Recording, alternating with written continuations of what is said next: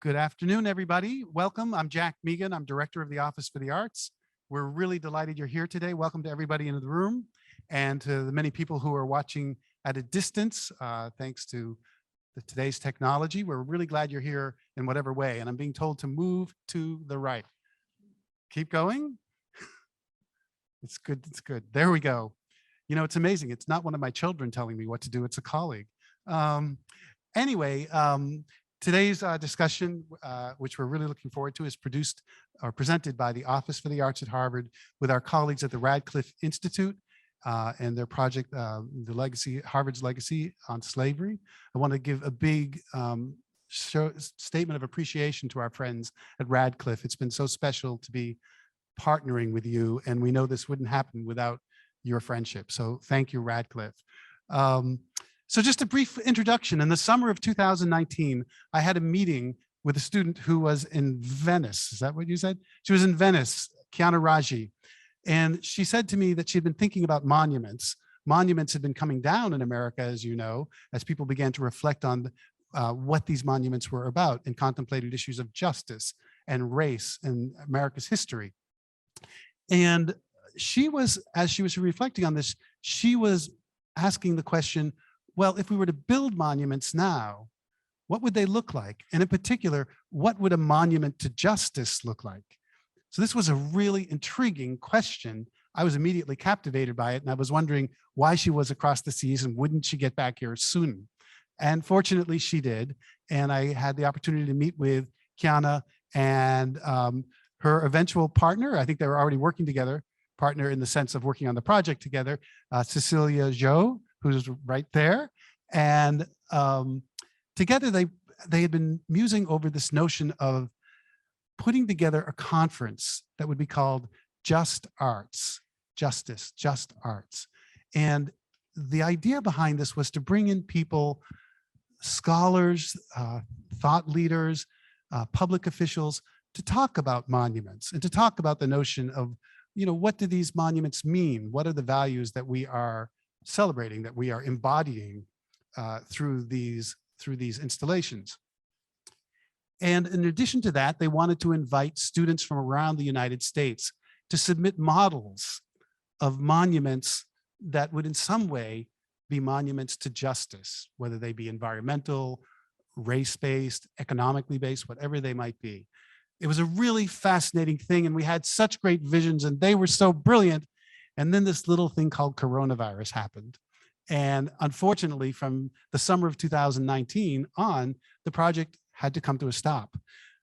Now, most undergraduates with everything on their plate would have moved on just because that's the nature of life and so much is demanded of students.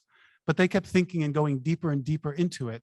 And in time, they came up with this notion, and it had to do with creating a work that embodied memory and the presence of students here at Harvard right now who are part of Harvard's history.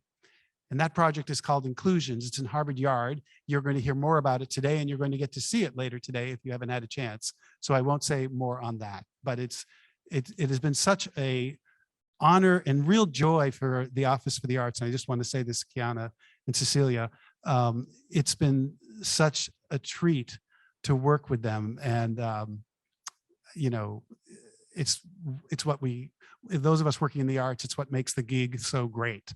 Before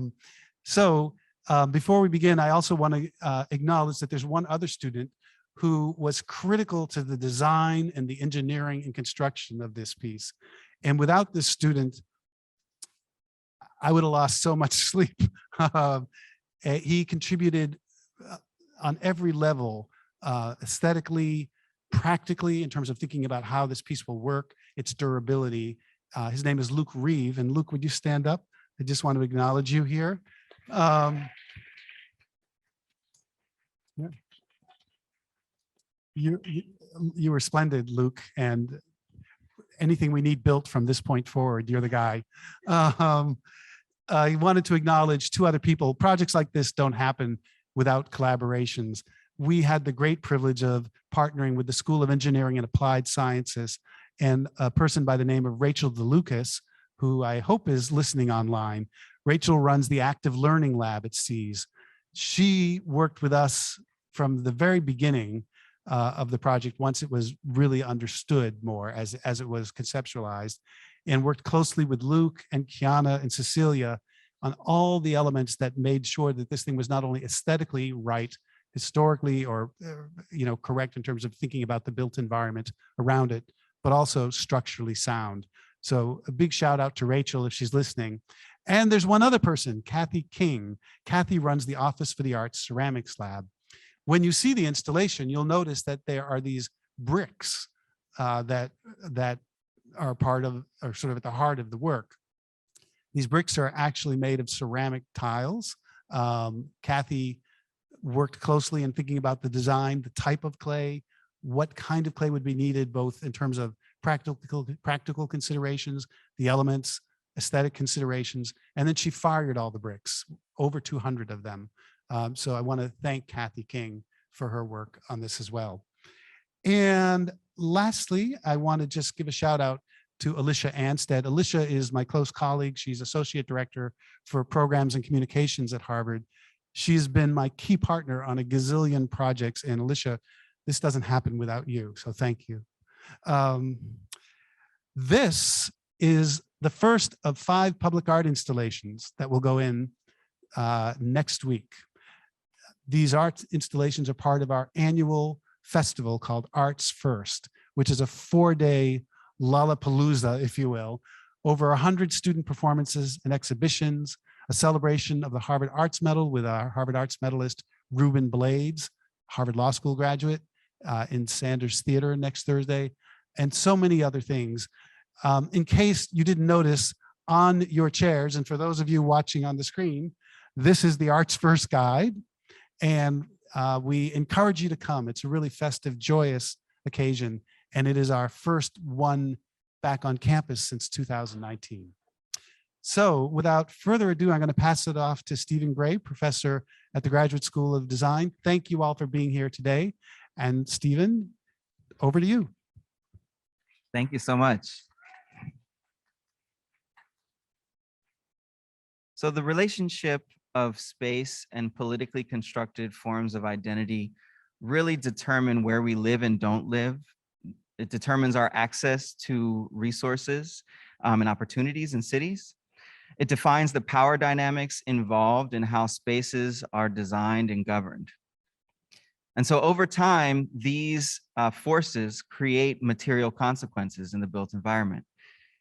Today's conversation is about the material expressions of art and visual culture. And we'll be centering the conversation around the exhibit entitled Inclusions, which is in Harvard Yard. And so I'd like to first introduce myself. I'm Stephen Gray. I'm on the faculty at Harvard Graduate School of Design. I'm wearing a mask because I have an infant, and I'm totally comfortable if you're not wearing a mask, so please feel free. But I want to ask our 2 student curators and organizers maybe to introduce yourselves and tell us a little bit about the motivations for this exhibit. You know, we're talking about histories and legacies, and that's sort of the context of this. So what motivated you to create something new? Yeah, so hi, everybody. Thanks for coming out. My name is Cecilia. I am a junior here at Harvard College studying art history and English literature. And I'm Kiana Rawji. I'm also a junior, although Cecilia and I have both taken time off, so it's our 4th year at Harvard. And I'm studying art, film, and visual studies and history and literature. I'm a filmmaker. And yeah, I mean, as Jack sort of mentioned at the preface to this, we specifically in summer of 2020, as we were seeing national and global monuments be scrutinized and taken down, we really started to talk about what might come next, not just in terms of, in the United States and abroad, and we're both from Canada as well, but in the context of our own campus, we started to think about the kinds of spaces we move through as women of color on this campus every day. We started to think about Harvard and what it means to visually represent our collective identity as an institution and as students. we were really interested in this idea of interrogating public memory, but also in cultivating public imagination. And we wondered what it would look like if you put student minds together to create something that stood for, what we believe, what we value now as an institution, what we have valued and where it's brought us. And that brought us to bricks, which I'll let maybe Cecilia talk a bit more about. Yeah, so as Jack and Kiana intimated, we were really interested in kind of the generative phase after kind of these necessary acts of iconoclasm or destruction. And we eventually settled on the idea of bricks as our kind of foundational visual metaphor, because it occurred to us that it is the buildings, the built environment at Harvard that really kind of transcend the tenure of any particular student, in particular the students, because we cycle in and out so quickly, and that literally structure our experience. The bricks at Harvard, this being the institution that it is, kind of bear witness to a whole range of events, from the utterly mundane to the utterly monumental. And we were interested in what the bricks might have borne witness to over the years. The whole range of things, from that which eventually ends up on the historical record, that which ends up registered in public memory, and that which doesn't. And so we were interested in thinking about this gap and finding a way to have a finer tooth sieve, to run these memories, these experiences that might be extremely formative to those who live them, but again, not societally or institutionally consequential enough to end up kind of recognized publicly, and find a way again for them to be registered. And so again, in thinking about the built environment, the obvious kind of metonym was the red clay brick and the kind of Georgian revival buildings that we see kind of speckling Harvard Yard. And so that's where we started. And from our thought about public monuments and their various shortcomings, we were thinking about sort of turning the idea of the public monument on its head and kind of decentering it, right? Most of the public monuments that we think about and that we encounter tend to be sculptures, statues really, that are at a physical remove from the viewer, that are inaccessible, that are really static things that hold in stasis historical events and historical individuals in a way that is kind of top down, in a way that is vetted and determined by an authoritative body. And so for us, in inviting students to each carve a brick to kind of register their presence upon the face of the brick, to make material this contact, we wanted to give students the ability to kind of speak for themselves and represent themselves kind of as they want to be remembered, and to determine how they would want to remember Harvard. I think it's really interesting the way you describe what you created as decentering the monument. You literally decenter it, right? You as a person walk into the center and you are the center of the space. It's really, I think a commentary on the power of art to reframe society, right? You're reframing not only society, but also yourself in relationship to the society around you. And so I want to ask you, Professor Smith, your medium is the written and spoken word. Can you talk a little bit about the way that your work engages both the revelatory but also the reparative side of what art can do? Yeah, I feel that my practice as a poet, and I think many poets have their own vocabularies for something similar, is not so much invested in expression and what I believe I need to say, but it's a tool for figuring out what I need to listen to more deeply and what I need to grapple with, what I need to sometimes even acknowledge that I am implicated within, or even unwittingly complicit in. And so history is one of those things. One thing I believe that is also an effect of monuments is oftentimes there is a fantasy of place and past that they embody and project. And without thinking, we can absorb that and begin to imagine that the we're moving through and as is one thing when actually it's many things, and is of one tone or perspective when actually there are conflicts within that. And I think poetry and language are tools for looking at what we say, looking at what we mean, and pushing back against what's easy. Yeah, my background is architecture, urban design, urban planning. And, something that you said resonated with me. The way that you do your work is sometimes to center yourself and acknowledge your complicity with some of the things that are so, tough about the world that we live in. In my field, architecture and urban design, people think that when they're involved, they think that they're contributing something important, but they generally don't feel as though they are engaged in any particular isms, racism, anything that has a sort of a structural or political scale. But actually, architecture, urban design, monuments, art, is really the backdrop to political movements. It's the backdrop to systems of oppression, and it's also the backdrop to people-powered resistance. And still, in my disciplines, race is a specialization, as opposed to the endemic cornerstone of society and space that it is. And architectural edifices never operate passively. And you've sort of created a space that we can engage with very physically and embody very, very viscerally. These spaces, there are examples of these spaces through time, right? The National Mall in 1963 for racial justice. Tiananmen Square in 1989 for democracy, free speech, and a free press. Tahrir Square in 2011. For human rights. These spaces are spaces that are about power and about image and about representation. But much of the representation that we see in this country is really derived from a Western European kind of ideal. And it really equates the spaces that are seen as most important are depicted in these kind of aesthetic terms, and it really equates spaces of value with spaces of whiteness. Harvard is not an exception in this.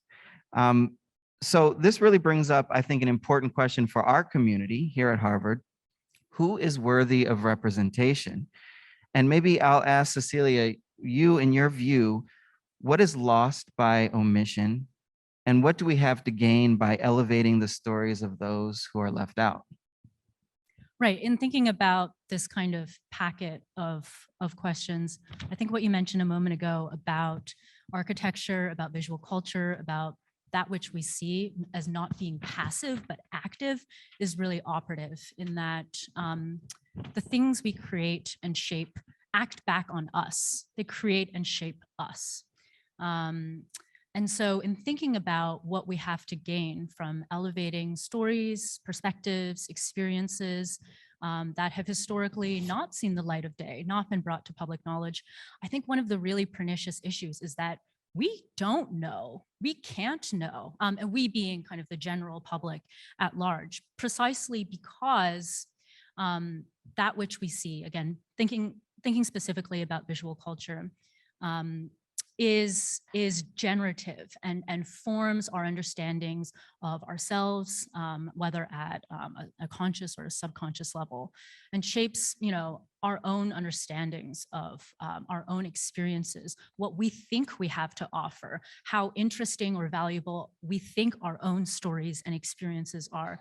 And again, to get back to your question, I think that again, one of the really thorny issues is that we don't know what we've prevented from coming to life. We don't know what we've lost, the depths of what we lost. The absence is not a simple absence, but kind of an ever expanding one.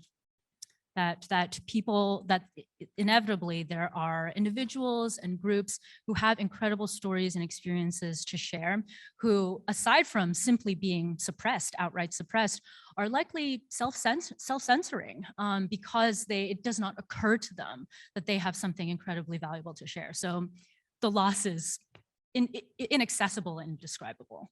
Mm-hmm. And what would you say we have to gain, though, from really elevating these stories and these histories into new space, and making sure that as we're creating new stories, that we're foregrounding those that might not be, foregrounded otherwise. Yeah, I mean, correspondingly, everything. We new understandings of beauty, new understandings of our histories, new understandings of ourselves, our society, new solutions to the problems that we face that we think are endemic to human nature or to civilization and so forth. The scale of what we've lost, what we've suppressed, is infinite, and so too is the scale of what we stand to gain. Do you want? Yeah, please follow up. Well, you're making me think, we lose layers of ourselves when we neglect to listen toward or embrace the stories and experiences of others, because we play a role in them, right? We're paying attention, we're exerting some sort of good or bad or mixed energy toward that, and that reveals something about ourselves. And again, I'm using a we that's many, many different we's. I think that one of the things that I love about poetry is that in reading a poem by another poet, or even a poem that's rooted in an imagined speaker's experience, I find out something about my own vocabulary for feeling, for conscience, for joy, for any one of those nouns that I might have never had conscious access to. And I think that listening to a poem, reading a poem, is analogous to leaning toward another person and saying, "Oh, you have something I need. Can we share that with one another?" So we actually don't know who or what we are if we're habitually listening to a very small, exceedingly curated version of those things, and inevitably one that's quite flattering, right? Absolutely. And did you want to follow Yeah, up I on think that? just in a similar vein, I think that the same way that you approach poetry is a way you can approach our installation. You can look at the bricks and see revelations of who we are as a student body, as a community. And I think that this question of discovering and recovering voices that have been so long unheard warrants a discussion of how we represent stories and voices, and what counts as trivial, what is monumental versus what is mundane. And on our bricks you'll see, and I hesitate to call them our bricks because they're not ours, they're our students, but on these bricks you'll see Instagram handles, and you'll see hashtags, and you'll also see meaningful quotes or calls to action. But all of that matters, and I think it plays into this larger question that the Harvard and Legacy of Slavery Initiative is also getting into about what kinds of history matters, and how do we tell history, and how do we question the archives and what they've recorded. And it depends on who's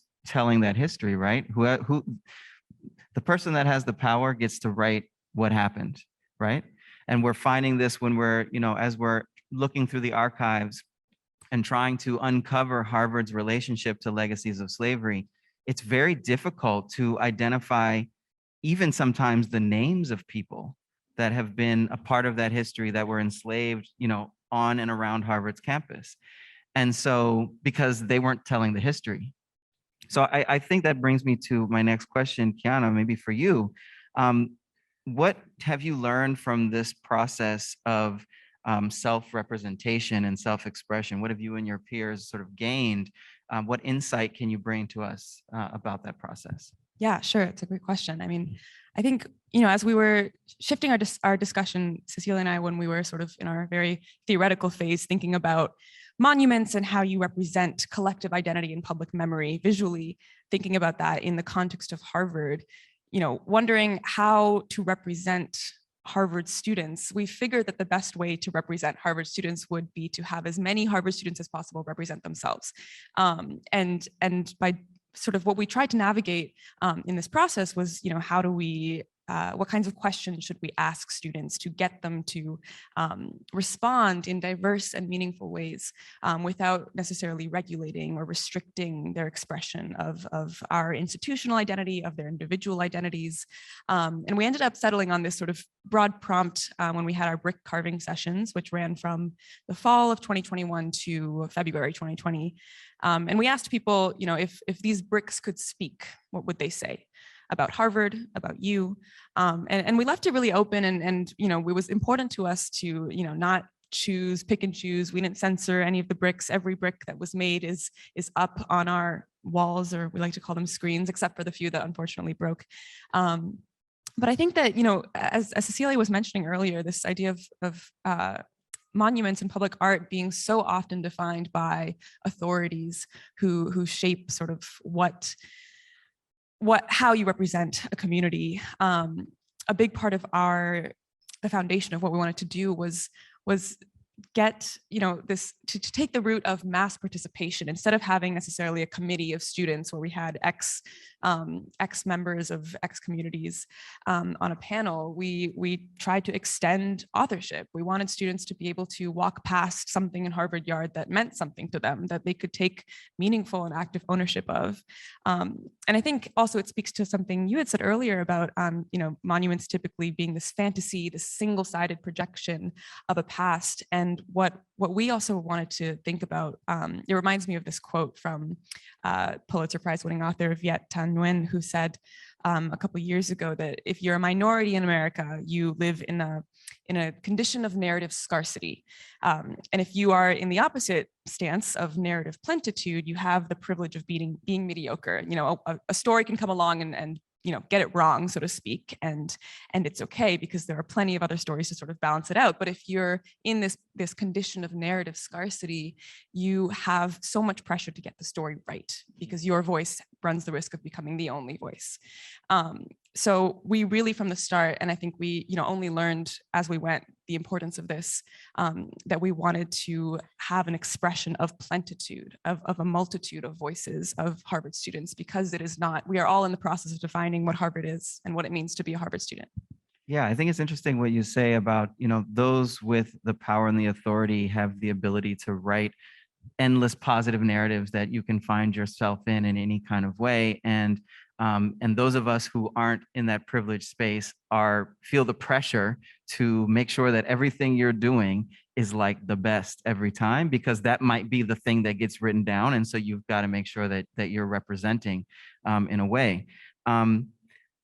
Another reality within that context is that those with power, they may be self-aggrandize, but they may also sort of victimize other groups, even with good intentions. If you're trying to make a case, for instance, in planning to invest in certain communities, you may do some mapping and analysis that says, oh, this has been an underinvested community. People are dying young.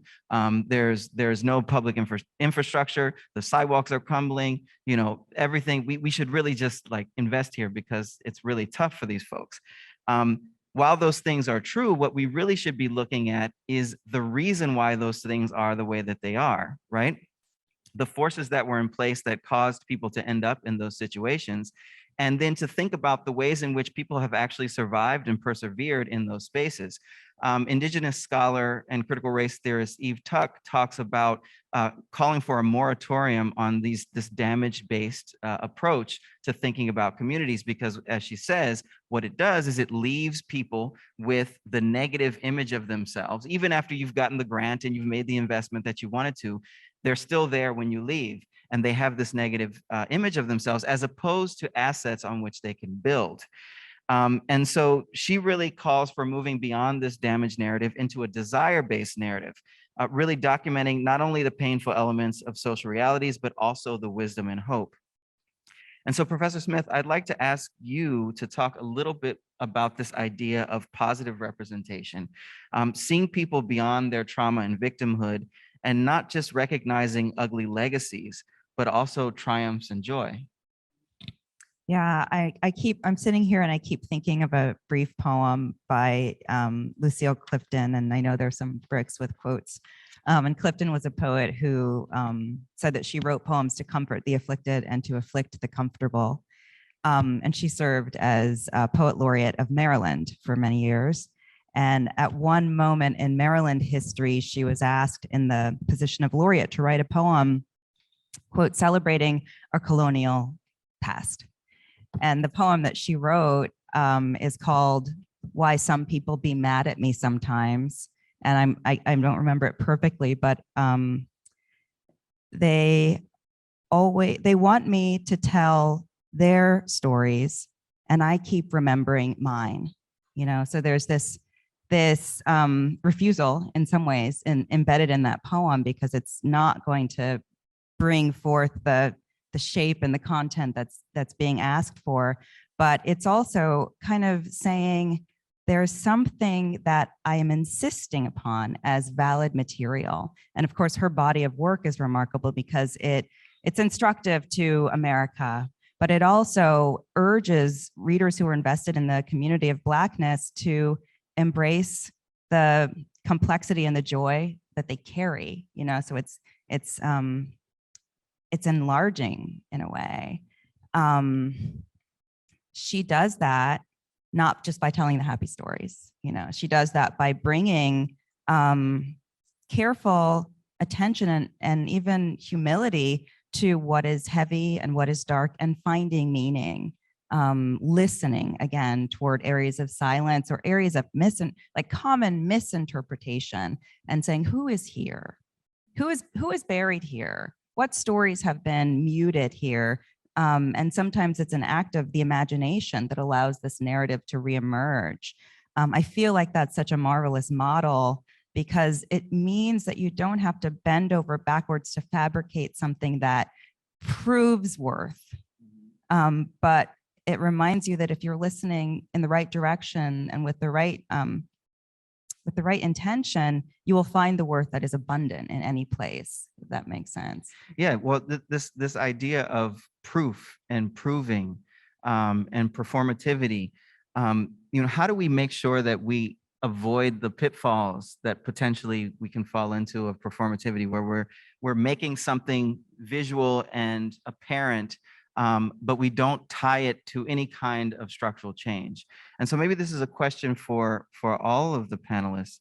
How can we build from expressions of culture towards the kind of structural change we need to get to where we don't need to be thinking about the things that we, you know, often have to express in personally painful and intentionally uncomfortable ways for other people? How do we move towards structural change? Well, the last thing you say is something I just want to push back at a little bit. What if we never, ever, ever are able or even interested in moving away from the real that is dark, you know, or the real that is painful, or even indicting? You know, yes, cultures change, but we also change in terms of our wishes and values and capacities and you know, the effects we have on the lives closest to us. And so I fear that maybe that's not the question I want to, you know, like that's not the end point that I want to claim. I want to say that we must be nimble in understanding that we will always be in the position of needing to change in some way. I think this, I mean, that resonates actually a lot with me in the kind of conversation, the difference between equality and equity, right? People sometimes use those words interchangeably. Equality is the kind of utopian ideal, which you're saying is not achievable, and I would agree with that. Equity is what we do to try to move in that direction.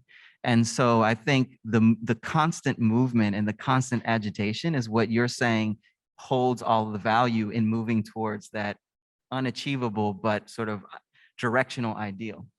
Would you agree with that? Yeah, I would agree. And then I would also say, like, the closer we get, the more we must begin to imagine something better than the better that we had previously imagined. Absolutely. Absolutely. Did you have anything that you two wanted to add to that as well? Yeah, I mean, I think it's really about resisting resisting complacency, certainly, as you have just touched on, but also resisting the urge to kind of remain within one's kind of comfort zone as far as discipline and field and reach. I mean, I think we've seen throughout the process of creating this installation that it was an incredible and almost improbable confluence of expertise from all different realms and all different fields and disciplines that made this possible. And I think this is essentially a microcosm, I suppose, of creation and generation on all levels, which is to say that in order, I think, to make real change and to toggle effectively between policy and cultural change, one must essentially link arms with people working in all sorts of fields at the same time and continually think about what is it that I do and what is it that we can do when we all put our collective eyes together,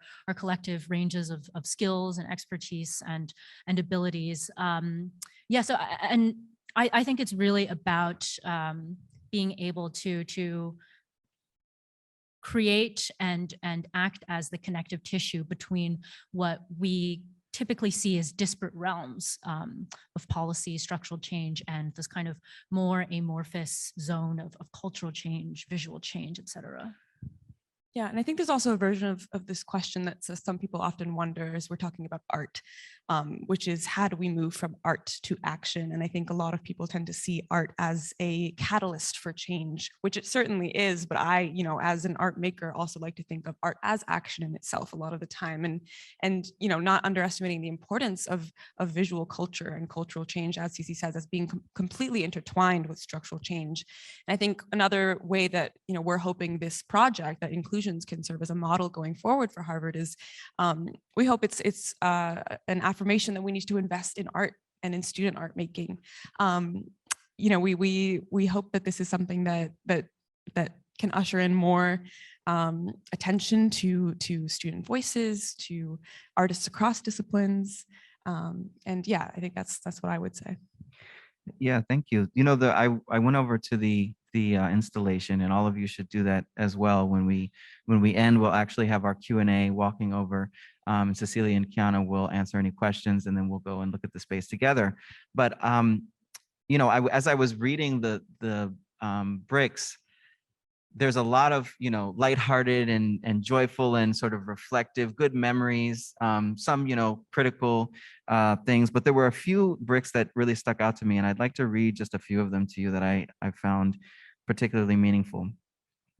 The hardest thing for anyone to accept is that other people are as real as you are.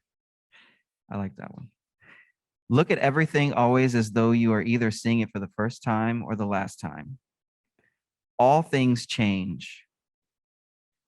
Institutions are loose garments we shed. Let's do some of that work. The condition of truth is allowing suffering to speak. Your perspective will either become your prison or your passport. What space are you taking?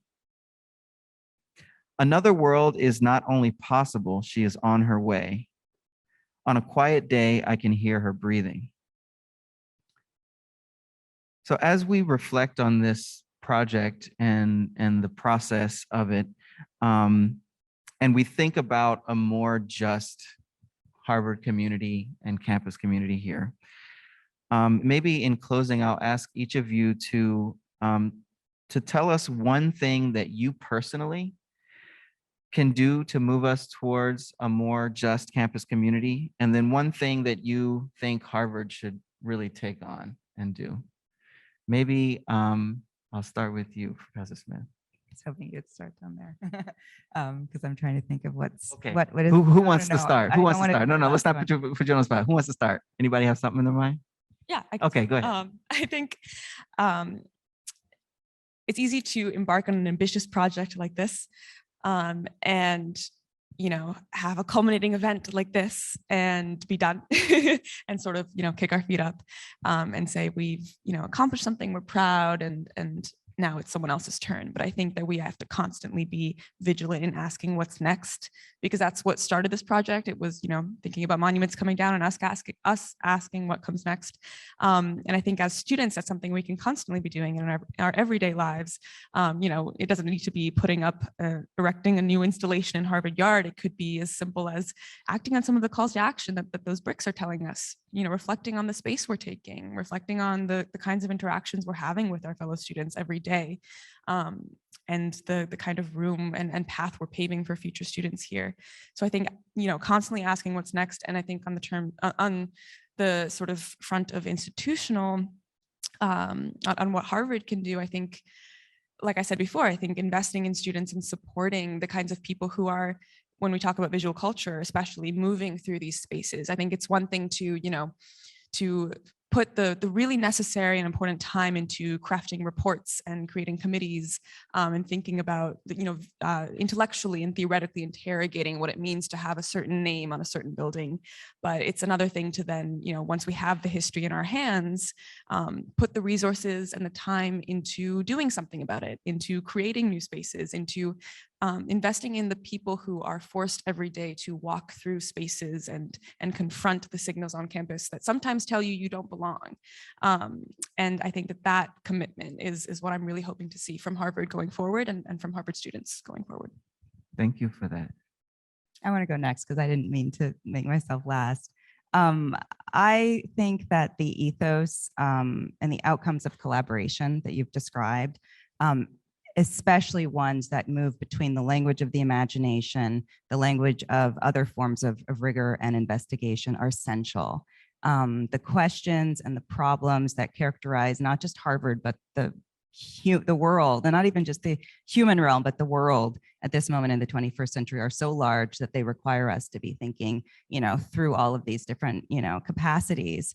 And I think that one of the greatest investments that Harvard can make is to facilitate and encourage that kind of, cross-boundary practice, and to recognize it as a mode, not just of learning and expression, but inquiry and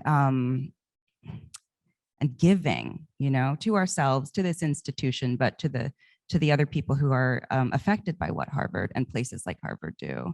And I think the earth is part of that too. We're here in a place with a history of erasure, and there's something that we can do that can signal that we understand that and minister somehow to the people who are still, which would include all of us, dealing with repercussions of that. What I feel like I will do and want to do is to keep asking questions, but to do that in ways that are, yes, private, as aligns with my practice as an artist, but also shared with my students through teaching and through conversation. This is also a moment where generationally, we are learning that the values and views on what it means to be human that students have are so essential and so revitalizing and necessary. And so, I really want to honor and make space for that. Thank you. Cecilia. Wow, high pressure. I think my goals for myself and the action that I am hoping to take going forward, and that I hope everyone will join me in taking, is not so much related to what we've been discussing about visual culture, but being a more active ally of the Graduate Student Union and other organized labor movements on campus, the dining hall workers, the security guards at the Harvard Art Museums, to name a couple groups that come to mind. I think that as direct members of the Harvard community, the Harvard student body, it is very easy and very helpful to become an active ally of such groups, and that is a way that I think students can really make an immediate change, cross the bridge into kind of into the more directly kind of structural and policy change that we've kind of been thinking about and alluding to. And then finally, in terms of what Harvard can do, honestly, recruit and retain talent, recruit and retain individuals, scholars, artists, creatives, thought leaders, who really do want to make change in the world and who want to create good. One of Harvard's greatest potentials, I think, is the way that it can really serve as an incredible crossroads, an unparalleled crossroads of ability, of ambition, and of expertise. And I think that Harvard really has a duty to make sure that the ability and the expertise that is accumulating here in this community is working towards positive change. Thank you. And I want to add to your recruit and retain talent. I think that's exactly right. And I think that extends also into the student body. And there needs to be, I think, even more effort to identify talent, the sort of, rose in the sidewalk, kind of thing, where folks might not be noticed, they might not be known to or thought to have any potential. And yet we need to give everyone this access and this opportunity if they have interest and some drive to do this. So I think we need to also be thinking about student body, not just faculty and staff. So we're not going to have a formal Q&A for this part of it, but we're going to have an informal Q&A with Kiana and Cecilia as we walk over to the installation in the yard. And so I don't know if I'm supposed to say anything beyond that. Do I need to make any other announcements? There is this event, the installation, are all related to Harvard and the legacy of slavery. There is going to be an extensive document that will be released next week in conjunction with a full day symposium, which I believe is next Friday. And so please look out for that document. Please read it. It's like, 80 pages plus another 80 pages of footnotes. So, it's, Harvard style. Christy, thank you. And along with that, there will be a video and there will also be a walking tour and different things. So please, there's different ways for you to engage this material. Thank you for being ambitious and taking the initiative to develop this idea and actually see it through. And for the larger ambition that it started with and that you found a way to sort of capture that energy into something meaningful. And thank you, Professor Smith, for joining us as well. Thanks, everyone. Thank you.